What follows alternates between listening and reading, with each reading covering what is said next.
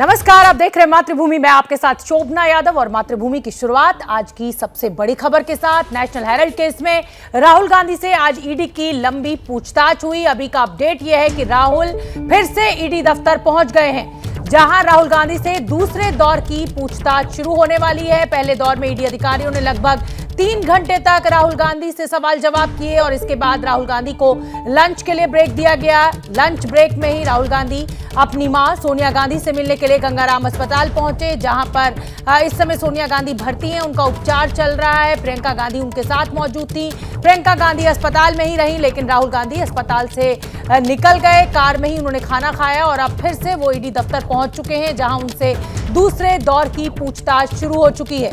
तो पहले दौर की पूछताछ लगभग 3 घंटे तक चली। लंच ब्रेक राहुल गांधी को दिया गया, जिसमें वो अपनी मां सोनिया गांधी से मिलने गंगाराम अस्पताल पहुंचे, जहां पर उनका उपचार चल रहा है।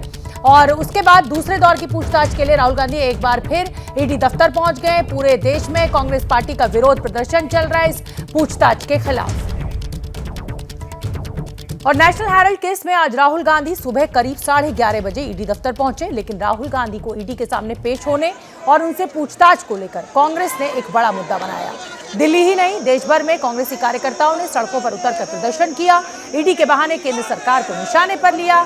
राहुल झुकेगा नहीं और केंद्र सरकार तानाशाही बंद करे, ऐसे नारे लगाए गए। दिल्ली से लेकर दक्षिण में बेंगलुरु और चेन्नई तक ये प्रदर्शन हुए, तो चंडीगढ़ से पटना तक कांग्रेसियों ने प्रदर्शन किया। लेकिन सबसे ज्यादा गहमा गहमी तो दिल्ली की सड़कों पर देखने को मिली, जहां खुद राहुल गांधी और उनके साथ उनकी बहन प्रियंका गांधी सड़कों पर मार्च करते नजर आए। उनका साथ देने के लिए दूसरे राज्यों से भी पार्टी के बड़े बड़े नेता दिल्ली पहुंच गए, जिसमें संगठन के बड़े नेता शामिल थे और मुख्यमंत्री भी थे। तो ये देश के तमाम बड़े शहरों से हम तस्वीरें दिखा रहे हैं। राहुल गांधी को आज नेशनल हेराल्ड केस में ईडी ने पूछताछ के लिए बुलाया और उसके बाद इस तरीके का जो प्रदर्शन था वो देखने को मिला पूरे देश में। हम आपको बता दें कि 2012 में दिल्ली की अदालत में सुब्रमण्यम स्वामी ने ये हेराल्ड केस जो था वो दर्ज कराया था। उसके बाद दिल्ली की अदालत ने 26 जून 2014 को ये सम्मन दिया था। और देखिए कितने बैंक में अकाउंट इस हंगामे और शक्ति प्रदर्शन के बीच राहुल गांधी से एक दौर की पूछताछ पूरी हो चुकी है, दूसरे दौर की पूछताछ जारी है। पहले दौर में 3 घंटे तक राहुल गांधी का ईडी के से जो सवाल किए गए उससे सामना हुआ।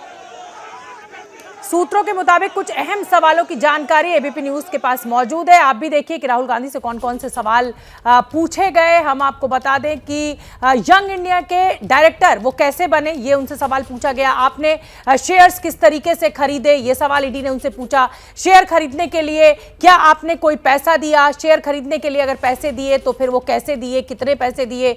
यंग इंडियन जो फाउंडेशन है उसको बनाने के लिए आपने कितना पैसा लिया। और हम आपको बता दें ये जो पूरा मामला है ये 1 नवंबर 2012 को दिल्ली की अदालत में सुब्रमण्यम स्वामी ने केस दर्ज कराया था। 26 जून 2014 को दिल्ली की अदालत ने सोनिया गांधी और राहुल गांधी को सम्मन जारी किया था। 2014 में ईडी ने मनी लॉन्ड्रिंग का केस दर्ज किया था। और आज राहुल गांधी से पूछताछ हुई। दिल्ली से 3 संवाददाता हमारे साथ जुड़ रहे हैं, ओम प्रकाश तिवारी, आशीष सिंह और जैनेन्द्र कुमार। ओम प्रकाश तिवारी, सबसे पहले मैं शुरुआत आपके साथ करूंगी क्योंकि ईडी पर आप नजदीक से नजर रखते हैं, कवर करते हैं। अभी तक का क्या अपडेट आपके पास मौजूद है? दूसरे दौर की पूछताछ के लिए राहुल पहुंच चुके हैं।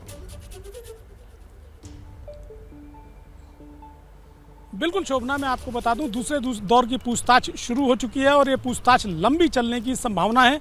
इस पूछताछ के दौरान राहुल गांधी से एसोसिएट जर्नल लिमिटेड और यंग इंडियन लिमिटेड दोनों को मिलाकर पूछताछ की जा रही है। इसमें जो सबसे महत्वपूर्ण सवाल ईडी सूत्रों के मुताबिक सामने आया है उसमें डेटॉक्स कंपनी से लिया गया 1 करोड़ रुपए का लोन है। डेटॉक्स वो शेल कंपनी, कथित तौर पर शेल कंपनी बताई जाती है, जिसके जरिए यंग इंडियन में 1 करोड़ रुपया आया था और फिर उसमें से 50 लाख रुपए की पेमेंट कांग्रेस पार्टी को की गई थी और बदले में 90 करोड़ का लोन उनके जिम्मे कर दिया गया था। डेटॉक्स कंपनी से पैसा किस तरह से आया, इसके बारे में राहुल गांधी को क्या जानकारी थी, ये तमाम टेक्निकल सवाल अब राहुल गांधी से पूछे जाने शुरू किए जा रहे हैं। शोभना, ठीक है, आप बने रहिए हमारे साथ।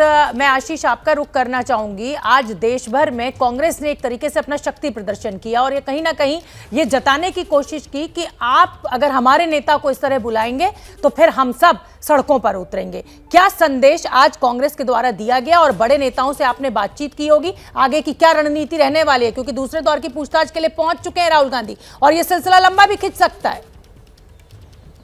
देखिए रणनीति बिल्कुल साफ है शोभना। जो जिस तरह से आज शो ऑफ स्ट्रेंथ किया गया है जिसका आप जिक्र कर रही हैं, उससे बिल्कुल स्पष्ट है कि कांग्रेस हेड ऑन लेना चाहती है। और आपके पास आने से, आपसे बात करने से कुछ देर पहले मैं तमाम बड़े नेताओं के अलावा रॉबर्ट वाड्रा, उनके ब्रदर इन लॉ से बात कर रहा था, जो कि कई बार ईडी ने उनको समन किया है। वो भी यही कह रहे थे कि उनकी और राहुल गांधी की जब बात हुई तो भी यही चर्चा में हुआ कि एक बार नहीं कई बार ईडी आपको समन करेगी। ये भली भांति गांधी परिवार जानता है कि इस मामले में राहुल गांधी को सिर्फ आज घंटों के लिए नहीं, आगे भी चल के कई बार अपियर होना पड़ सकता है।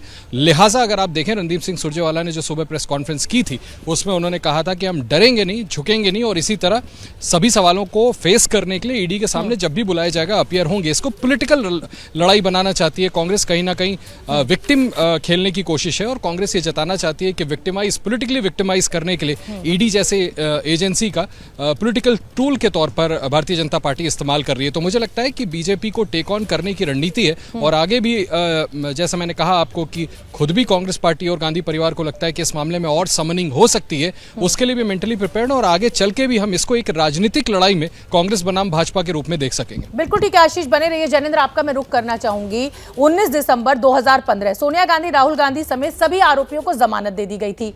आज आप देख रहे हैं जून का महीना चल रहा है, 2022 का साल है, यानी 15 से लेकर 22 तक एक लंबा समय। आज ईडी अचानक फिर से बुलाती है, इसको कैसे कांग्रेस समझाने की कोशिश कर रही है और बीजेपी के नेता क्या जवाब दे रहे हैं? स्मृति ईरानी की प्रेस कॉन्फ्रेंस भी अभी हमने कुछ देर पहले अपने दर्शकों को सुनवाई थी।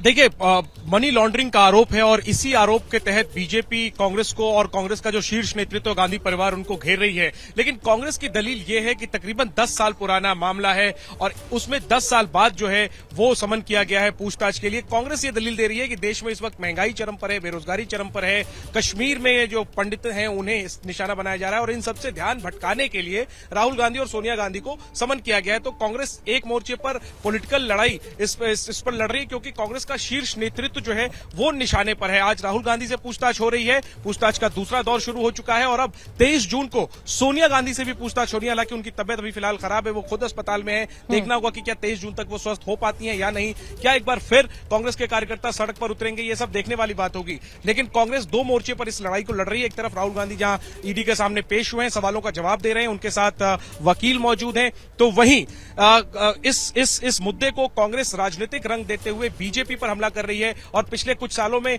या जब कांग्रेस की सरकार थी तब भी एजेंसियों का जो हाल था, ईडी सीबीआई का हाल था विपक्षी, तब भी ईडी सीबीआई पर आरोप लगाते थे कि सरकार के इशारे पर काम करते हैं। आज बीजेपी सत्ता में है, विपक्ष में कांग्रेस है, तो कांग्रेस से ईडी सीबीआई पर उंगली उठा रही है। तो ये राजनीतिक आरोप प्रत्यारोप का दौर चलेगा। कांग्रेस ने आज शक्ति प्रदर्शन कुल मिलाकर संभवतः आगे भी उसे सड़क पर आना पड़ेगा बार बार, क्योंकि शीर्ष नेतृत्व जो है वो कटघरे में है। बिल्कुल। और जैनेंद्र, ये भी समझना होगा कि जब इस तरीके से प्रदर्शन होता है तो आम लोगों को कितनी दिक्कतों का सामना करना पड़ता है। सब अपने दफ्तर पहुंचने में देर से पहुंचते हैं, जाम लग जाते हैं। उधर हम आपको बताते हैं कि प्रियंका गांधी के पति रॉबर्ट वाड्रा ने बीजेपी पर बड़ा हमला बोला है।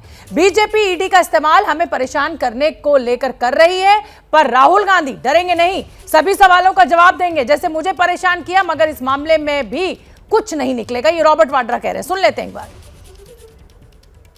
कांग्रेस के पूर्व अध्यक्ष राहुल गांधी से इन्फोर्समेंट डायरेक्टरेट के दफ्तर में पूछताछ चल रही है। हमारे साथ बात करने के लिए खास तौर पर उनके brother in law Robert Vadra साहब हैं।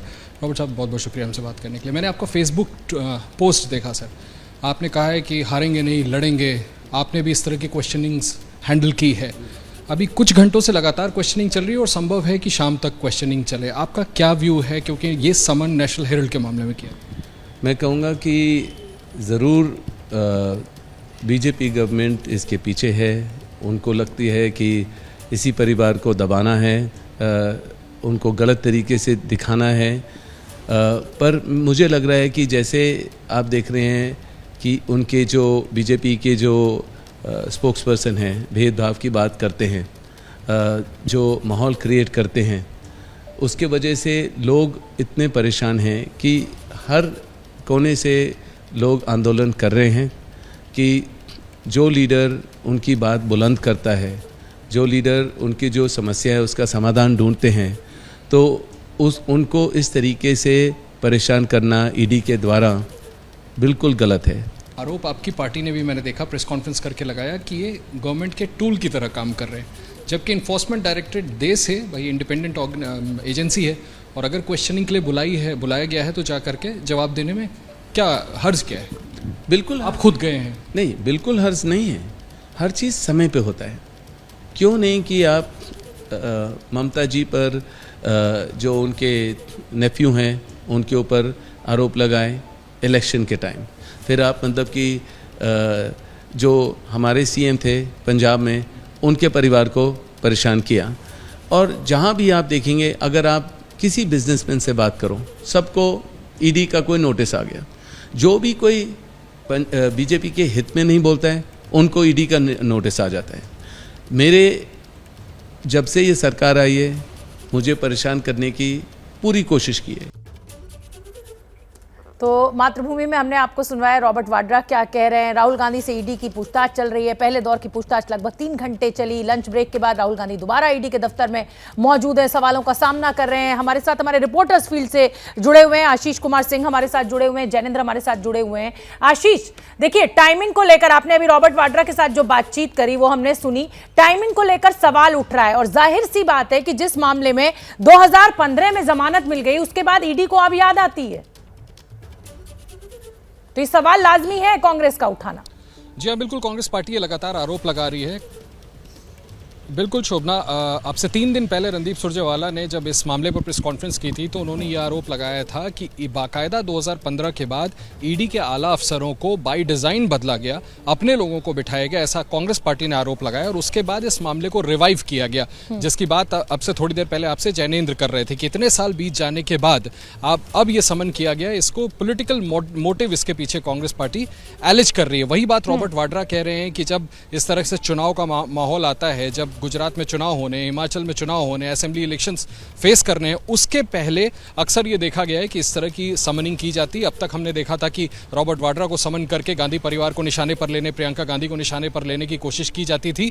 और अब हम ये देख रहे हैं कि नेशनल हेराल्ड के केस को रिवाइव करके सोनिया गांधी और राहुल गांधी दोनों को समन किया गया है। तो ये कांग्रेस पार्टी और गांधी परिवार का सीधा आरोप है कि इसके पीछे इंटेंडेड कदम है, जानबूझ करके इस तरह से विक्टिमाइज करने की कोशिश की जा रही है, जिसका पॉलिटिकल फायदा उठाया जाए। और मुझे ऐसा लगता है इसी वजह से शोभना इसको हेड ऑन लेने की का फैसला किया है कांग्रेस पार्टी ने, और इसको राजनीतिक द्वेष बताया जा रहा है, पॉलिटिकल वेंडेटा बताया जा रहा है कि अगर चुनाव को देखते हुए आप इस तरह का समन कर सकते हैं तो फिर यह फैसला किया गया कि सीधे राहुल गांधी वहां पर पेश हो। अभी सोनिया गांधी की तबीयत खराब है, अगर तबीयत ठीक हो जाती है, वो फिजिकली फिट होती है, तो संभव है 23 तारीख को आप उनको भी अपीयर होते देखें। तो इसको राजनीतिक लड़ाई बनाने की कोशिश कांग्रेस पार्टी की तरफ से की जा रही है। क्या नफा नुकसान होगा वो आगे देखने वाली बात होगी। बिल्कुल ठीक है, और आप दोनों ही मेरे साथ बने रहिए। और मैं अपने दर्शकों को बताना चाहता हूं कि देखिए राजनीतिक वार पलटवार भी चल रहा है। केंद्रीय मंत्री स्मृति ईरानी सत्याग्रह को लेकर कांग्रेस पर हमला बोल रही हैं। उधर राजस्थान के मुख्यमंत्री अशोक गहलोत वार के ऊपर पलटवार करते हुए नजर आए। सुन लेते हैं क्या कुछ हो रहा है।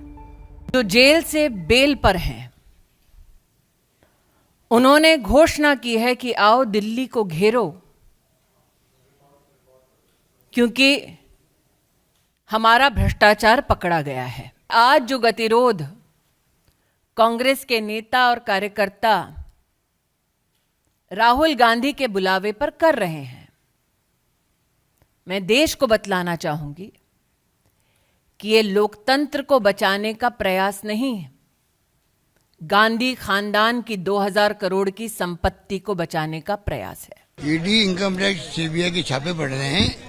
अब सोनिया गांधी जी राहुल गांधी तक पहुंच गए हैं, तो आप समझ सकते हो देर भुगत रहा, 7-8 साल से भुगत रहा है।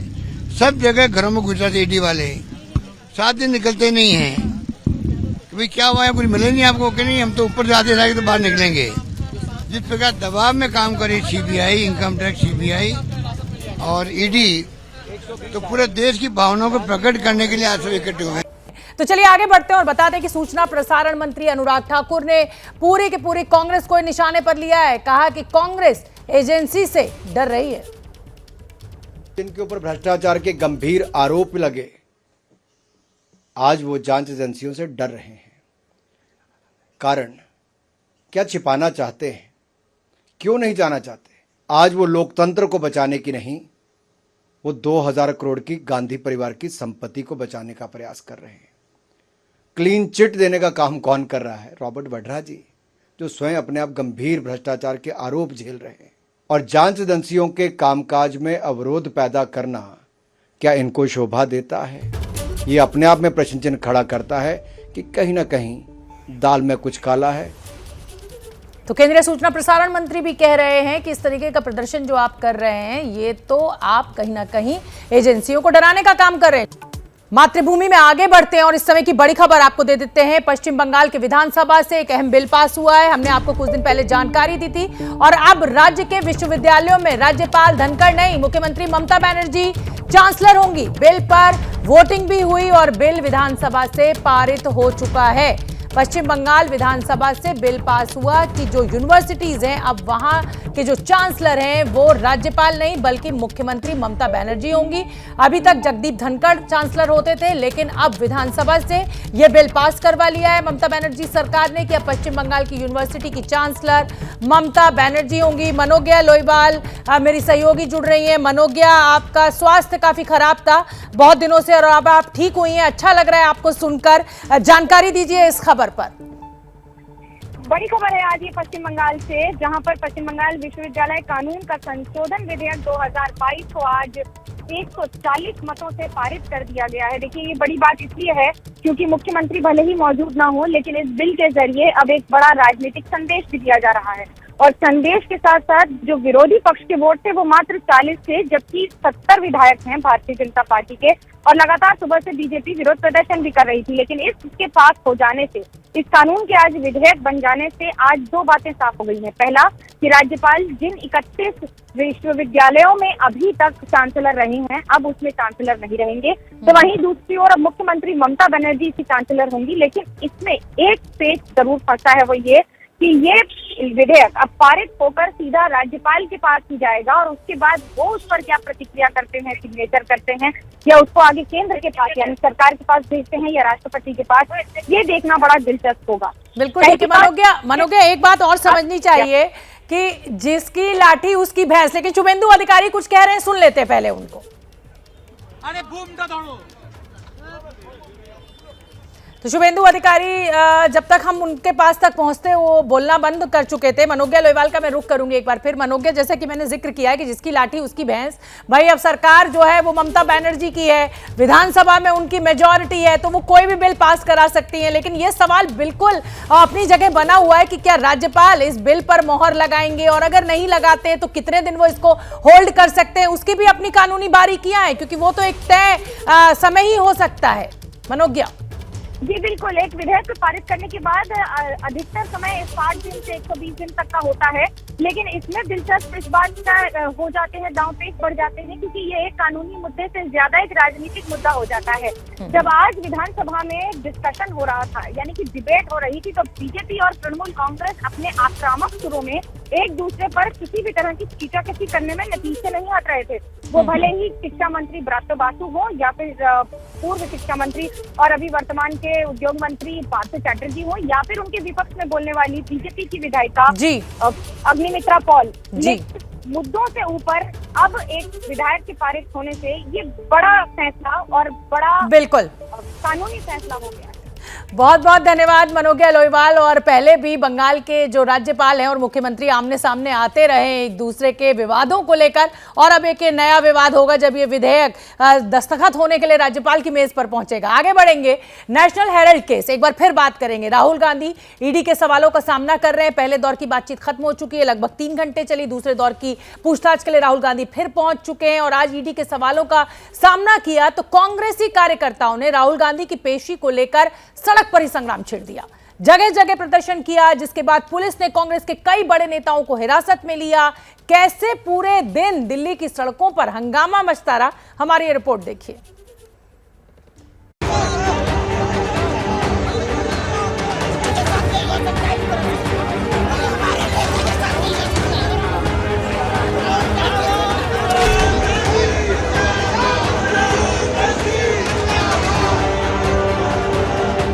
दिल्ली की सड़कों पर यह हंगामा कांग्रेस सांसद राहुल गांधी से ईडी की पूछताछ को लेकर बरपा हुआ है। नेशनल हेराल्ड केस में ईडी के दफ्तर में आज राहुल गांधी की पेशी हुई और कांग्रेस कार्यकर्ता सड़क पर उतर आए।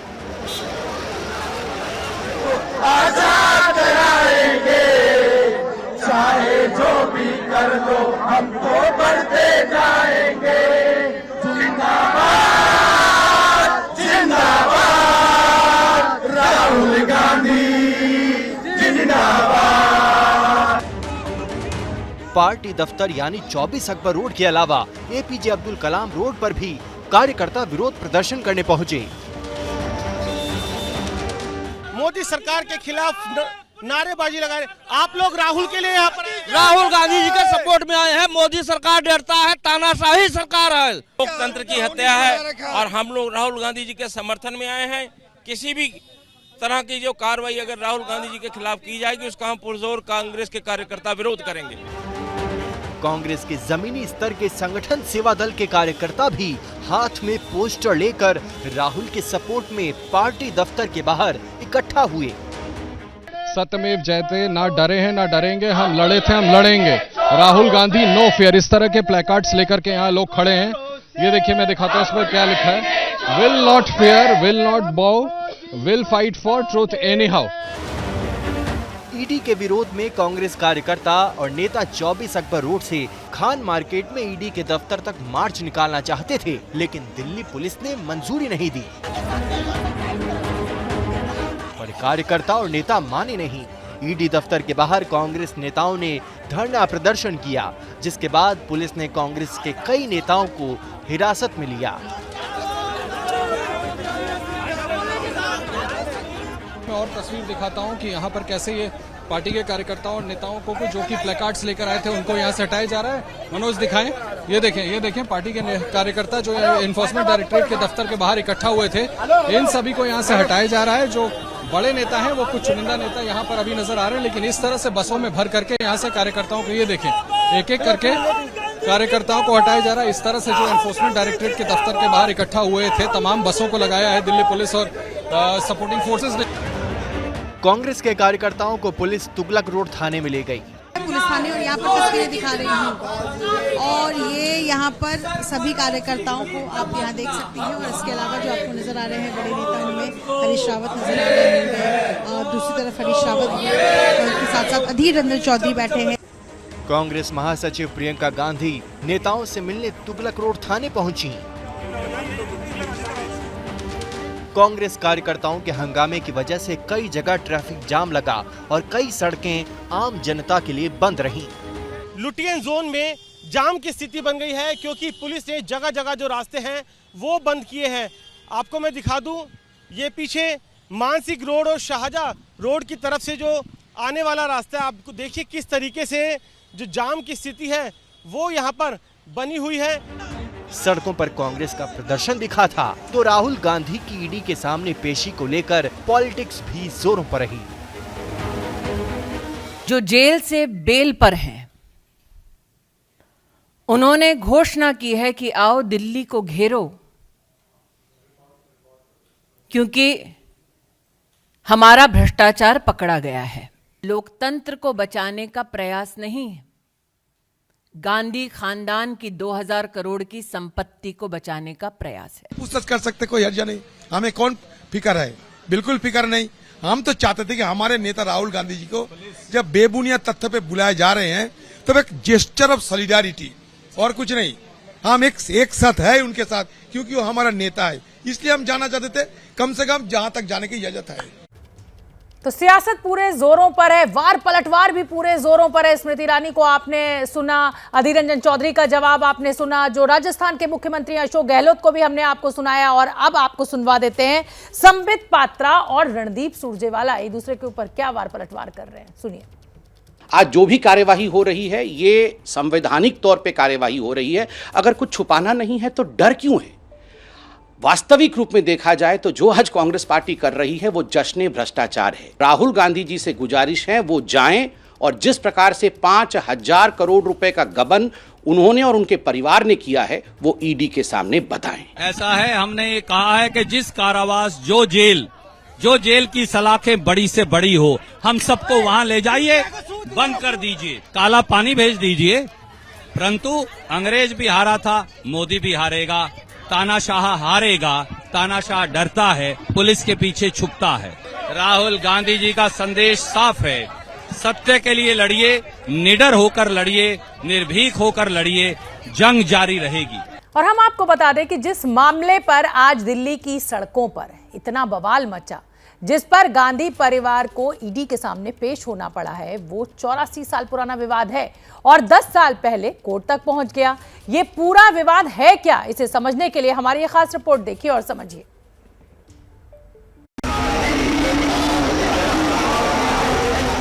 जिस नेशनल हेराल्ड केस की वजह से राहुल गांधी का ईडी के सवालों से सामना हुआ, राहुल समेत पूरे कांग्रेस को आज जिस मामले में सड़कों पर उतरना पड़ा, उसकी शुरुआत 10 साल पहले 2012 में हुई थी, जब सुब्रमण्यम स्वामी ने दिल्ली हाई कोर्ट में केस दर्ज कराया था,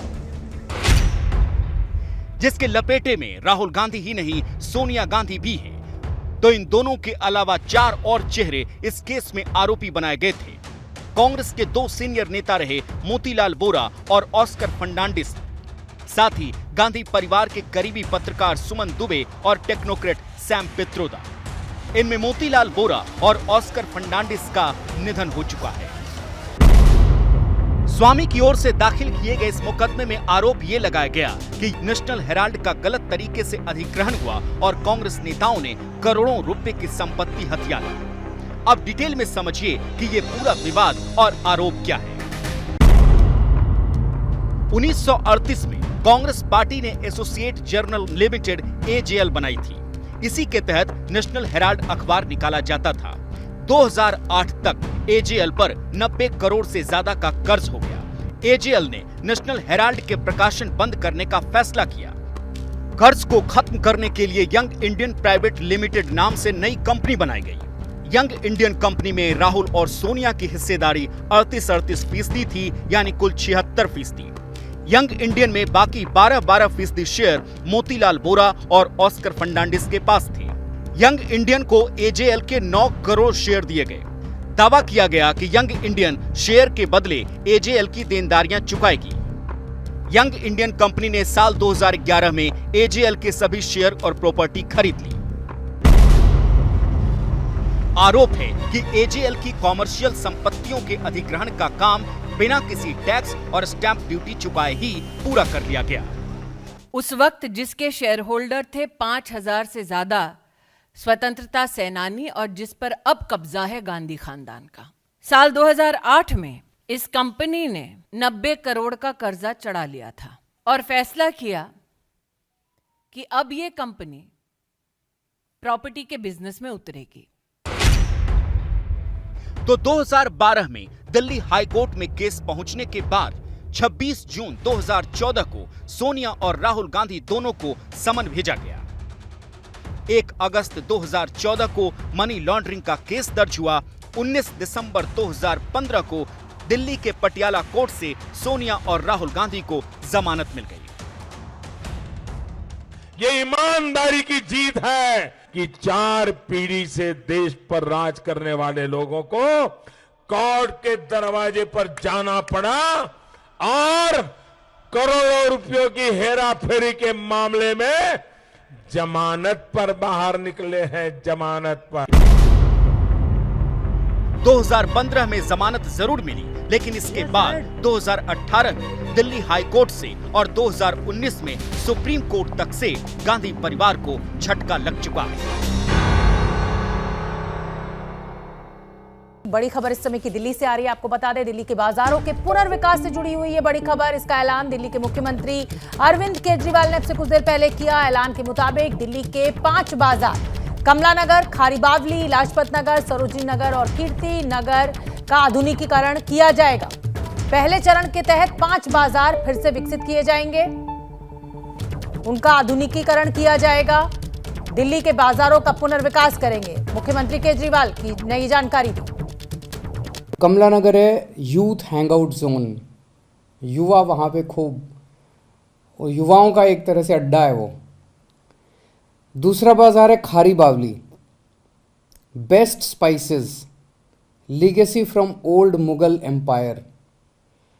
वो एक तरह से मसालों का, दुनिया भर के मसाले आपको वहाँ पे मिलेंगे। तीसरा बाजार है Lajpat Nagar, high and street fashion, one stop destination for wedding shopping. वहाँ पे फैशनेबल सब चीज़ें मिलती है, और अगर शादी की शॉपिंग अगर आपको करनी हो तो लाजपत नगर में आपको कपड़े ये वो सारी शादी की शॉपिंग आपको वहाँ पे कर सकते हैं। चौथा मार्केट है Sarojini Nagar, fast fashion, latest trend setting street market. और पांचवा मार्केट है Kirti Nagar, one stop shop for furniture and household decor. सब जानते हैं कीर्ति नगर फर्नीचर की सबसे बड़ी मार्केट है। तो सबसे पहले इन पांचों बाज़ारों की मार्केट एसोसिएशंस को, सभी दुकानदारों को, लोगों को मैं बहुत बहुत बधाई देता हूं जो इनके ये पांचों। तो दिल्ली के मुख्यमंत्री अरविंद केजरीवाल आज मीडिया के सामने ये जानकारी देने आए कि वो 5 बाजारों को कैसे आधुनिकीकरण की तरफ ले जाएंगे, कैसे विकसित करेंगे। और अब मातृभूमि में मुझे दीजिए इजाजत। एबीपी न्यूज आपको रखे आगे।